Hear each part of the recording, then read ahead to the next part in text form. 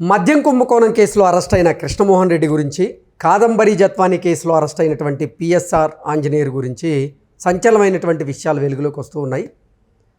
వారి నేర చరిత్ర ఇప్పటిది కాదని, గతంలో ఉగ్రవాదులకి హెల్ప్ చేసిన వారికి వీరిద్దరూ హెల్ప్ చేసినట్లుగా కొన్ని వార్తలు ఇప్పుడు సోషల్ మీడియా వేదికగా చక్కర్లు కొడుతున్న నేపథ్యంలో, ఇంతకీ ఉగ్రవాదులకు హెల్ప్ చేసిన వారికి ఈ ఇద్దరు ఎటువంటి సహాయ సహకారాలు అందజేశారు అనేది మనం ఒకసారి పూర్తి స్థాయిలో విశ్లేషణ చేసుకునేటువంటి ప్రయత్నం చేద్దాం. ప్రస్తుతం మనతో పాటు ఉన్నారు జనసేన పార్టీ రాష్ట్ర అధికార ప్రతినిధి శ్రీనివాస్ గారు. సార్తో మాట్లాడదాం.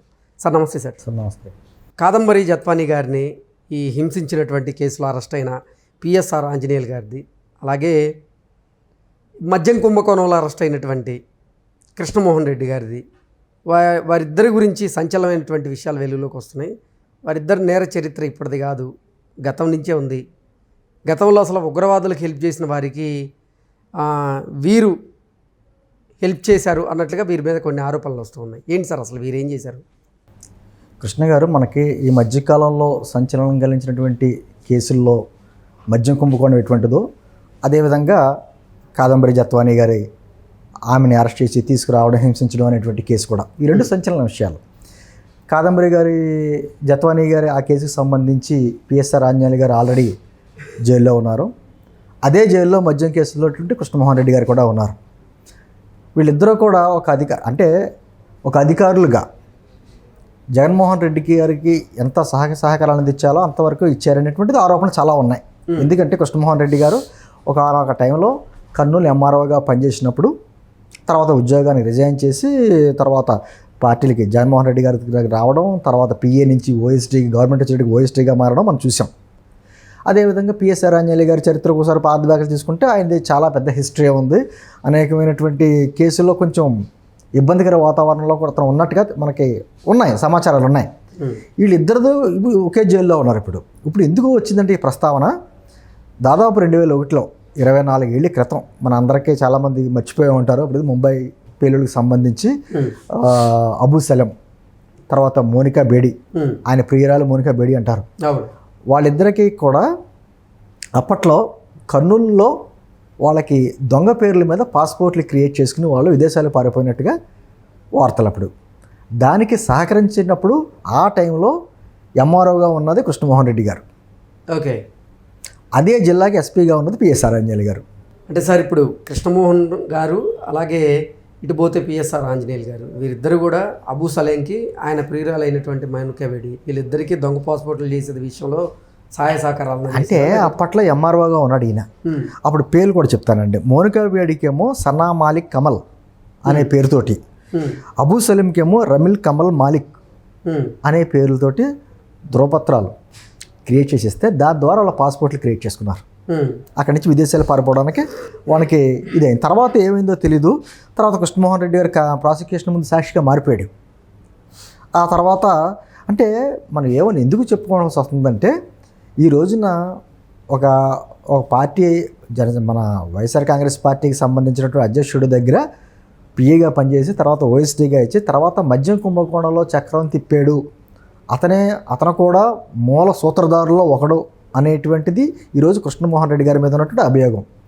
దాని మీద అతను జైల్లో ఉన్నాడు. అదే సందర్భంలో పిఎస్ఆర్ ఆంజనేయులు గారు, ఆయన ఒక ఐపీఎస్గా ఉండి జగన్మోహన్ రెడ్డి గారి ప్రభుత్వానికి ఎంతవరకు సహకరించాలో అంతవరకు సహకరించడమే కాకుండా జత్వానీ కేసులో చూసాం. అత్యుత్సాహంతో మళ్ళీ ముంబై పంపించి ఐపీఎస్ఎల్ని ఆమెని అరెస్ట్ చేసి తీసుకొచ్చి ఆమెను ఏ విధంగా హింసించారో మనకంతా అమ్మాయి తర్వాత బయటకు వచ్చిన తర్వాత ప్రభుత్వం మారిన తర్వాత నొరిపింది. అయితే ఇతను అరెస్ట్లు అయినప్పుడు ఇద్దరు కూడా అటు మధ్య కుంభకోణంలో కృష్ణమోహన్ రెడ్డి గారు కావచ్చు, ఈ జత్వానీ కేసులో పిఎస్ఆర్ ఆంజనేయులు కావచ్చు, తెలియదు, గుర్తులేదు, నాకు అసలు ఆ అమ్మాయి ఎవరో తెలియదు అన్నాడు ముందు ఈయన పిఎస్ఆర్ ఆంజనేయులు. తర్వాత ఏమన్నాడు, బ్యాడ్ లేడీ అన్నాడు. అంటే ఆయన దృష్టిలో జగన్మోహన్ రెడ్డి గారు గుడ్ బాయ్, ఆ అమ్మాయి బ్యాడ్ లేడీ అన్నాడు. తర్వాత ఇప్పుడు అన్నీ గుర్తు చేసే పరిస్థితిలో ఉంటారు కదా పోలీసులు. అంటే ఏమైందంటే వీళ్ళిద్దరూ కలిసి ఇప్పుడు ఒకే సెల్ అంటే మీన్స్ ఒకే జైల్లో ఉన్నారు, విజయవాడ జైల్లో ఉన్నారు. మద్యం కుంభకోణం కేసులోని, తర్వాత ఏమో ఏపీపీఎస్సీ కేసుల్లో, తర్వాత ఏమో జత్వానీ కేసుల్లో ఆ నిందితులు అందరూ ఒకే జైల్లో ఉన్నారు ఇప్పుడు మొత్తానికి. అందుకని ఎవరైతే గత 24 సంవత్సరాల క్రితం ఒక అధికారులుగా పనిచేసిన వ్యక్తులు కట్ చేస్తే 24 సంవత్సరాల తర్వాత ఒక నాయకుడికి అండదండలుగా ఉండి అతని వలన ఒకే జైల్లో ఉన్నారు ఇప్పుడు. అంటే పాత ఇవన్నీ బయటకు వస్తున్నాయి. ఇప్పుడు ఏమీ అబూ సలీం కేసును మోనికా బేడి కేసు బయటకు వచ్చినట్టు కాదు. వీళ్ళ నేర చరిత్ర అప్పటి నుంచి ఉందని, ఏ విధంగా వీళ్ళు గతంలో ఏ విధంగా సహకారాలు అందించారో నేరస్తులకి, ఆ తర్వాత ఏ విధంగా ఇప్పటికే అదే విధంగా కొనియాడుతున్నారు. ఈ మధ్యన చూసాం కదండి పిఎస్ఆర్ ఆంజనేయులు గారిది, ఆయన్ని కోర్టు తీపిచ్చింది విజయవాడ పరిసరాలు దాటి వెళ్ళకూడదు అని చెప్పేసి. వచ్చి హైదరాబాద్లో కూర్చొని ఫామ్ హౌస్లో కూర్చున్నాడు ఆయన వచ్చి అరెస్ట్ చేసి తీసుకెళ్లారు. అంటే దీని వెనకాల ప్రమాదం ఏంటంటే జగన్మోహన్ రెడ్డి అండ్ కో ఎవరైతే ఉన్నారో ఆ గ్యాంగ్ వాళ్ళు ఈ రోజు నేరస్తులు కాదు, నేరస్తుల సహకారాలు అందించిన వాళ్ళు కాదు. వీళ్ళ చరిత్ర అంతా నేర చరిత్ర చాలా ఉంది అనేటువంటి విషయం. అదేవిధంగా అనేక మంది ఇప్పుడు ప్రతి వాళ్ళు కూడా మాట్లాడితే ఈ జనం అంతా కూడా విజయవాడ జైల్లో ఉన్నారు. వలమిన అంశీ కావచ్చు, మిగతా వాళ్ళు కావచ్చు, ఒకళ్ళే అరెస్ట్లు అవ్వడం, విజయవాడ జైలుకి వెళ్తారు. అంటే విజయవాడ జైలు ఒక ప్రత్యేకించి వైఎస్ఆర్ కాంగ్రెస్ పార్టీ వారికి ఒక పార్టీ ఆఫీస్గా మారిపోయింది. అది మొత్తం అందరూ అక్కడే ఉంటారు. ఆ నాయకులతో ఏమైనా మాట్లాడాలంటే మీరు విజయవాడ జైలుకి వెళ్ళాల్సిందే. మామూలుగా నాయకులతో పార్టీ ఆఫీసులకు వెళ్తాం, ఇప్పుడు విజయవాడ జైలుకి వెళ్ళాలి. అంటే ఈ విధమైనటువంటి నేర చరిత్ర ఉన్న వాళ్ళందరూ కూడా ఈ రోజున వచ్చి ఏదో అద్భుతమైనటువంటి వేమన సత్యాలు, సుమతి శతకాలు చెప్తా మాకేమీ సంబంధం లేదని మాటలు మాట్లాడుతుంటే, ఇప్పుడు వచ్చిన ఈ చరిత్రల మాట గతంలో 24 సంవత్సరాల క్రితమే వీళ్ళు ఇటువంటి పనులు చేశారు, ఈరోజు కొత్తగా చేయట్లేదు. వీళ్ళకి అనుభవం ఉంది ఈ నేరాల్లోనే, నేర చరిత్రలోనే వీళ్ళకి ఆల్రెడీ అనుభవం ఆరితేరిన వాళ్ళు కాబట్టి జగన్మోహన్ రెడ్డి వీళ్ళందరినీ కూడా పక్కన పెట్టుకుని వాళ్ళతోటే కార్యక్రమాలు చేయించుకుంటున్నాడు అన్న దానికి ఉదాహరణ. ఇప్పుడు ఈ విషయాలు ఎలా వెలుగులోకి వచ్చాయి సార్? అంటే పత్రికాముఖంగా ఈరోజు పత్రికలను వచ్చిందండి, బహిరంగంగాను పత్రికల్లో వచ్చి అసలు కృష్ణమోహన్ రెడ్డి గారు ఏంటి, అతని చరిత్ర ఏంటి, ఒక అధికారిగా ఉండి అతను ఎందుకు రాజీనామా చేసి ఎలా వచ్చి జగన్మోహన్ రెడ్డి గారి దగ్గర పిఏ చేరి, తర్వాత జగన్మోహన్ రెడ్డి గారు అధికారంలోకి వచ్చిన తర్వాత ఓఎస్డీగా మారి ఏ విధంగా అక్కడ కూర్చొని చక్రం తిప్పాడు అన్న విషయాలు. అదేవిధంగా పిఎస్ఆర్ ఆంజనేయులు గారి మీద ఆయన డ్యూటీలో ఉండగానే అనేక రకమైనటువంటి ఆరోపణలు ఉన్నాయి అతని మీద. సరే ఆ ఆరోపణలన్నీ ఇప్పుడు మనం మాట్లాడుకుంటే అనవసరం, కానీ అనేకమైన ఆరోపణలు ఉన్నాయి. ఆయన కూడా అధికారాన్ని అడ్డం పెట్టుకుని ఎన్ని రకాల దుర్మార్గాలు చేశాడు అనేది ఒకటి వస్తున్నాయి. ఇప్పుడు ఇవన్నీ వస్తున్నాయి.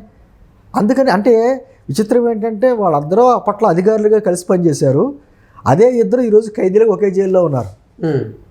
అందుకని ఇప్పుడు ఎన్ని బయటకు వచ్చింది. ఇప్పుడు ఇది ఒక సంచలనంగా ఎందుకు మారుతుందంటే, 2 వేరు కేసుల్లో అరెస్ట్ అయినటువంటి ఇద్దరు ఒకటే జైల్లో ఉన్నారు. ఇద్దరు కూడా 24 సంవత్సరాల క్రితం ఒకే జిల్లాకి అధికారులుగా పనిచేశారు. ఆయనేమో జిల్లా ఎస్పీగా పనిచేశాడు, ఈయనేమో ఎంఆర్ఓగా పనిచేశాడు.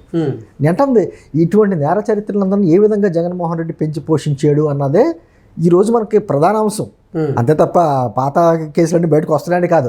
ఈరోజు పత్రికలో వచ్చేటప్పటికీ ఓహో వీళ్ళ చరిత్ర ఇదా. నిన్న మాట వరకు కృష్ణమోహన్ రెడ్డి గారు అంటే ఎవరికి తెలియదు. మామూలుగా కృష్ణమోహన్ రెడ్డి గారు అంటే జగన్మోహన్ రెడ్డిపై రాజకీయాల్లో తిరిగిన వాళ్ళకి ఎవరికి తెలిసినంటే జగన్మోహన్ రెడ్డి గారి ఓఎస్డీ, అది అంతకుముందు వాళ్ళకి జగన్మోహన్ రెడ్డి గారి పిఏ దగ్గరగా ఉంటాడు. ఏదైనా జగన్మోహన్ రెడ్డి గారు ఏం చెప్పాలనుకున్నా ఆయన ద్వారానే బయటకు వెళ్తాయని తెలుసు.